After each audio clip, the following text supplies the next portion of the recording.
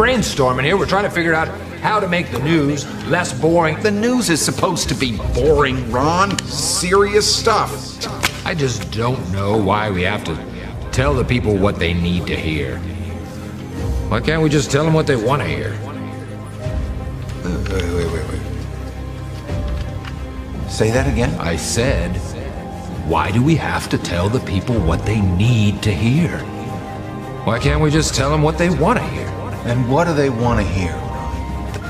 A child's happiness is priceless, especially on a birthday. A child's happiness is priceless, especially on a birthday. A child's happiness is priceless, especially on a birthday. A child's happiness is priceless, especially on a birthday. Well, a child's happiness is priceless, right? Especially on a birthday. A child's happiness is priceless, especially on a birthday. Well, obviously we're getting a nice break from the rain, but not the flooding.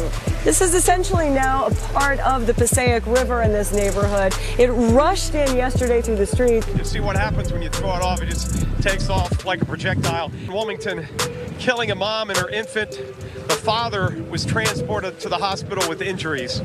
So here in Wilmington, New Hanover County, this has become a deadly hurricane now with 2 fatalities, a mom and her infant. All over the world, we know, it's well established, the State Department and intelligence agencies engage in theater, and it's what they do, it's spycraft, to create spectacles and events that people may not realize are spectacles and events, but that, well, like the overthrow of Mossadegh in the 50s in Iran.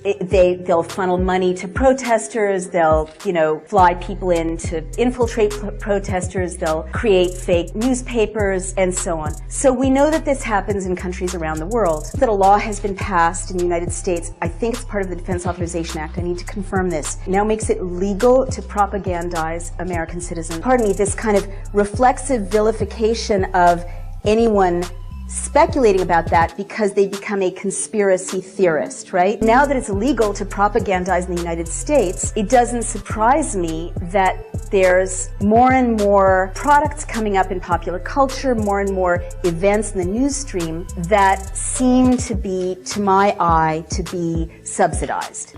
Inside the Borderline Bar and Grill, gunman has opened fire. They need to do something. People who have problems should not have guns. And if they run tests, but clearly the tests don't do anything. This guy was messed up in the head, and he was still able to carry a gun. What would you like the politicians to do? They need to step up and do something. Instead of just all this talk, everyone's just all talk and no one's action. We need to, do something about all this. My son was Tel Orfanos. We lost him last night at the Borderline shooting. My son was in Las Vegas with a lot of his friends and he came home. He didn't come home last night, and I don't want prayers. I don't want thoughts. I want gun control, and I hope to God nobody else sends me any more prayers. I want gun control. No more guns. Well, but I just want to make sure I have this straight. So you sent them a long, in effect, essay on what you thought, but they put their own words in the question, and they weren't the same as the words you had sent in. They were the producer's words? Absolutely. They had taken what I had wrote and what I had briefed on and talked about, and they actually wrote the question for me. But not with your words. I mean, they put their own words into your question, even after they'd asked you to send questions in. Good evening, and we come on the air at this hour because we are following developments out of Manchester, England. Reports of an explosion at an Ariana Grande concert. Reports of a shooting, we're told, at Newton Elementary School this morning. It's in the southwestern part of Connecticut. And what do they want to hear? Police have now confirmed at least 4 attacks in the city of Paris. The AP reporting there were suicide bombers outside the stadium. You could hear it right there as the game was going on. Who's behind the massive effort to direct our attention onto fake news? Hi, I'm Fox San Antonio's Jessica Headley. And I'm Ryan Wolf. Our greatest responsibility is to serve our Treasure Valley communities, the El Paso, Las Cruces communities, Eastern Iowa communities, Mid-Michigan communities. I did a little digging and I traced the effort to a nonprofit called First Draft, which appears to be about the first to use the phrase fake news in its modern context. On September 13th, 2016, First Draft announced a partnership to tackle malicious hoaxes and fake news reports. Exactly 1 month later, President Obama chimed in. he too thought somebody needed to step in and curate information in this wild, wild west media environment. There's so much active misinformation. It's as if the media had been given its marching orders. Fake news, they insisted, was an imminent threat to American democracy. Unfortunately, some members of the media use their platforms to push their own personal bias and agenda to control exactly what people think. And this is extremely dangerous to our democracy. This is extremely dangerous to our democracy. This is extremely dangerous to our democracy. This is extremely dangerous to our democracy. This is extremely dangerous to our democracy. But as somebody who studied the industry that seeks to manipulate all of us on behalf of paid interests, I know that few themes arise in our environment organically. A noted propagandist told me, "It's like a movie," he said. "Nearly every scene or image that crosses our path in daily life," he said, "was put there for a reason, often by someone who paid a lot of money to place it there." What if the whole anti-fake news campaign was an effort on somebody's part to keep us from seeing or believing certain websites and stories by controversializing them or labeling them as fake news? But who would want to do such a thing? When connecting the dots, I find it often helps to follow the money. I wanted to know who was funding the nonprofit First Draft and its anti-fake news effort. I found the answer. It was Google. Google's parent company Alphabet was run by a man named Eric Schmidt. Eric Schmidt, as it happens, had devoted himself to Hillary Clinton's election campaign, offered himself up as a campaign advisor, and became a top multi-million-dollar donor to it. The epidemic of malicious fake news and false propaganda that flooded social media over the past year. His company funded First Draft around the start of the election cycle. Not surprisingly, Hillary was soon to jump aboard the anti-fake news train, and her surrogate David Brock of Media Matters privately told donors he was the one who convinced Facebook to join the effort. But something happened that nobody expected. The anti-fake news campaign backfired. A BuzzFeed analysis found that fake election news generated more buzz on Facebook than stories from 19 mainstream news outlets combined. Each time advocates cried fake news, Donald Trump called them fake news until he'd co-opted the term so completely that even those who were originally promoting it started running from it, including the Washington Post. Suffice it to say that each side now defines fake news in terms that call the other guy into question. When the media seems to be trying to shape or censor facts and opinions rather than report them. Theory of gun control that has been around since the 1960s. The basic idea is that fewer guns equal less gun crime. In 1996, after a lunatic used a semi-automatic rifle to murder 34 people in Tasmania, the Australian government banned all semi-automatic rifles and repeating shotguns. Owners of roughly 700,000 registered firearms, about a quarter of the country's 3 million total guns, were required to turn them in for destruction. A right stolen by their government, promising safety in return for its gun bans.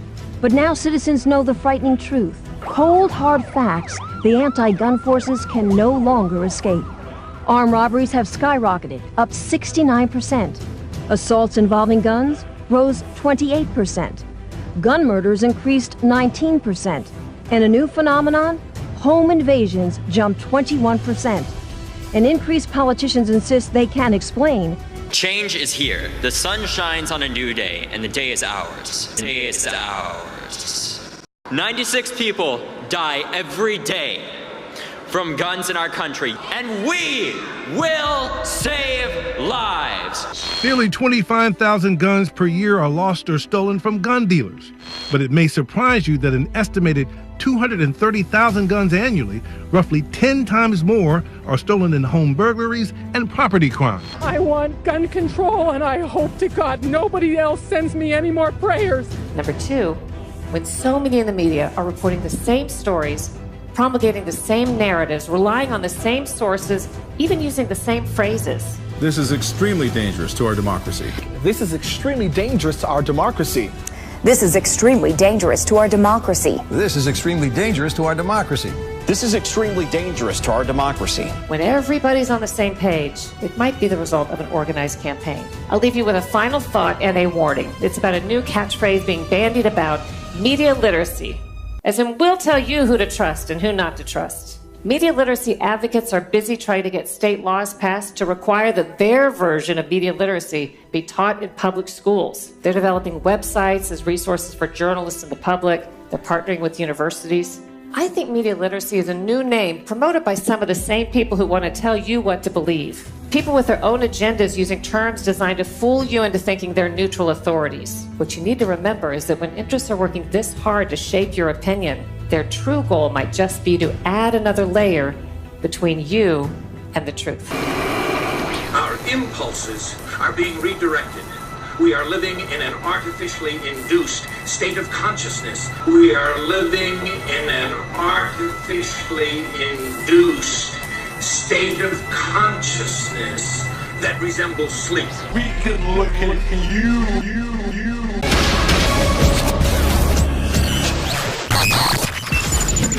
Hi, Steve here. It was just revealed by a major player at Google that Google has a global criminal plan to control all information. Zach Voorhees, one of the most essential Google whistleblowers to date, just exposed the company's plan to control the world's flow of information. The former senior software engineer gave details on how the company engages in nefarious behavior, including manipulating search results based on their left-wing political agenda. When I say left-wing, I mean lawless agenda. I don't think there's anybody in this world, except maybe in the remotest part of the Amazon jungle tribes, who doesn't realize that we're in the most lawless generation of modern history. Our world, not just in the United States, but all of humanity, are going to experience the most terrifying time we've ever seen before, as the rider on the red horse in Revelation 6:4 has been given the power to take peace away from the earth and make people slaughter each other. It says he was given a great sword. What do you think will happen when people have no place to get a job anymore? As the globalists are financing and developing the robots and artificial intelligence that will literally put the masses out of work and strip any purpose in our lives, machines are taking over a giant Chilean copper mine, replacing about a third of the workforce as owner Codelco struggles to keep its title as the world's largest producer of copper.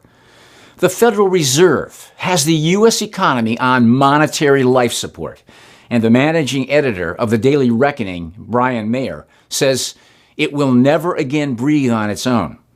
As we have all learned, once an economy falls into the tractor beam of zero rates, it's almost impossible to escape them. Growth numbers are going to come down, and real growth might go to zero. We're probably never going to go away from zero rates, unquote. Peter Schiff compares the U.S. economy to a heroin addict and the Fed to its supplier. Easy money is the drug. The economy is hooked, and the Fed can't cut off the drug without killing the addict. The yield curve is blaring a recession warning.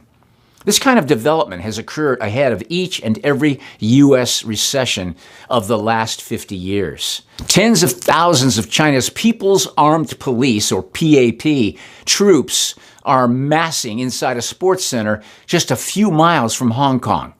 The Shenzhen Bay Sports Center was packed with thousands of members of China's People's Armed Police, the armed forces unit dedicated to crushing internal unrest. They're practicing drills. They were doing it on Thursday morning. Beijing started massing troops in Shenzhen last week as a show of force to intimidate protesters in Hong Kong. Experts say China probably won't send in armed troops, but could disguise soldiers as Hong Kong police officers. If Beijing did send in troops, they would prefer to rely on the PAP rather than the People's Liberation Army, which is still notorious for carrying out the Tiananmen Square massacre in 1989. And now it's come out that Amazon, like all these other big tech oligarchs, work tirelessly to develop artificial intelligence that will control society in every aspect. With their facial recognition scan, they can determine if you're fearful about something, which means you're probably guilty of something. But not only that, they can even guess your age. So don't try and lie about it. They've improved accuracy for emotion detection. For all 7 emotions, happy, sad, angry, surprised, disgusted, calm, and confused. And they've added a new emotion, fear, according to an update from Amazon on Monday. Have you heard about DeepMind before? I know you haven't heard about it through the mainstream media. DeepMind is one of the UK's most successful startups, and the company has made headlines for achieving a number of AI breakthroughs. Its mission is to solve intelligence and use that to solve everything else. Google DeepMind is a British artificial intelligence company that was founded in September of 2010 as DeepMind Technologies. It was renamed when it was acquired by Google in 2014 for $500 million. Interestingly enough, this was just after Facebook had just finished negotiations with them in 2013. And another fun fact, Elon Musk is actually an investor in the company, just to keep an eye on them, of course. DeepMind received the Company of the Year award by the Cambridge Computer Laboratory in 2014. DeepMind was first a startup co-founded by Demis Hassabis in 2010. Demis was a child genius of sorts, and went from being a chess prodigy and reaching master level at age 13, onto becoming the lead programmer of Lionhead Studios for groundbreaking games such as Black and White. So what is the goal of DeepMind Technologies? According to their website, their goal is to solve intelligence. Solve intelligence? They are trying to achieve this by combining the best techniques from machine learning and systems neuroscience to build powerful general-purpose learning algorithms. They want to formalize intelligence, find out what it is and how it works. The end game is not just to implement this into machines, but also understand the human brain. There is a possibility that AI could be malicious and would outwit us, but at this stage, we really just don't know yet. Several whistleblowers and Google engineers and employees of Google have come out exposing Google for who they really are. They're a tech giant working with China and the globalists to overthrow America. The election of Donald Trump did something that no other event was able to do. You know what that was? Expose the deep state, the shadow government that's been eating away at this republic like a leech on the leg of an Amazon River explorer. If you want my advice, prepare for some very hard times in America. Get survival food, good water filters, and get whatever your budget allows for you and your family. It's not just my advice. The government is urging the public to prepare for up to 6 months without electricity, transportation, fuel, money, and health care. In other words, you're on your own if we lose power. In spite of all that, if you're not prepared for eternity, you're not prepared at all. I know a lot of people think that this message of Jesus and salvation is just some kind of a religious thing, that it's just a crutch for the weak-minded. But nothing could be further from reality. Why do you think I spend my time doing these videos? Do you really think I'd waste my time telling people something that's some kind of fabrication of religion? Things are going to get very serious in this world pretty soon, and you won't be laughing off the things God said would happen in the last days. There's a link in the description box below that can help you with that if you're not ready. Would you like to pray to accept Jesus Christ as your Lord and Savior? Click the link below. Think about it.